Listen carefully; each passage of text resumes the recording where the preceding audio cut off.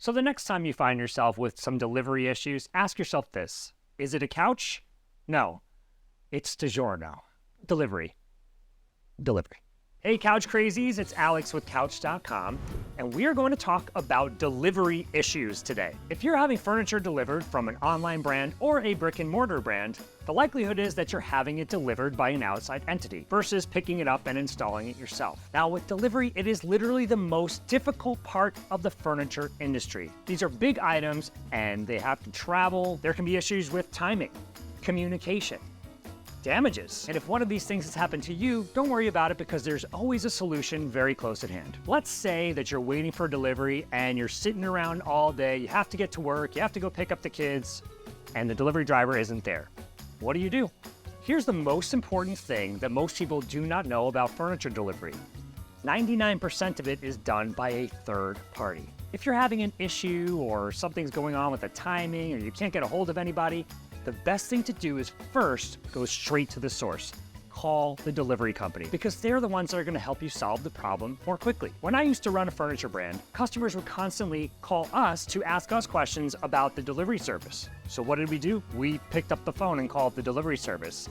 So they created a game of telephone in a sense that doesn't really need to happen. So here are my tips to getting a hold of the delivery service the best way possible. The first person you want to contact is actually the driver. Did the driver call you or text you?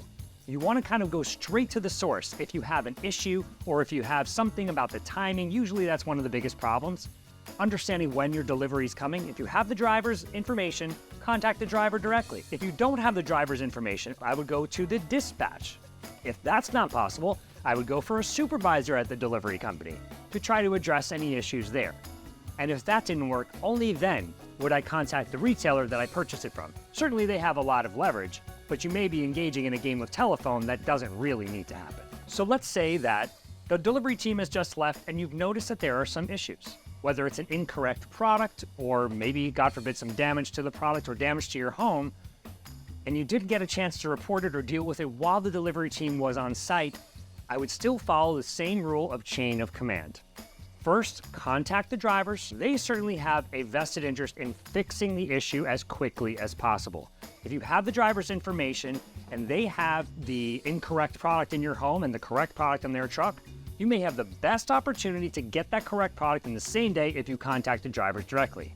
Because certainly if you call a dispatch or general customer service, they're going to say, we'll contact you when we can come back to your home and do the switcheroo.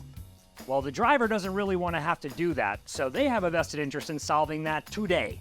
Assuming it's something a little bit more sensitive, like the drivers or delivery team put a hole in your garage or cursed out your kids, or did something that was really a little too iffy to contact them directly about, I would go straight to the next level of communication or chain of command and contact their supervisor and deal with them directly. Now, when it comes to things like home damage, that's where the cost for a delivery company or the insurance cost can skyrocket.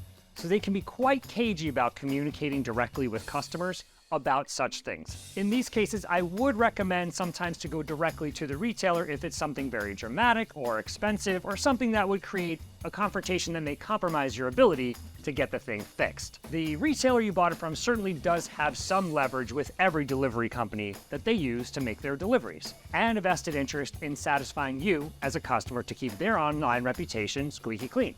So contacting the retailer with a larger issue is never a bad idea.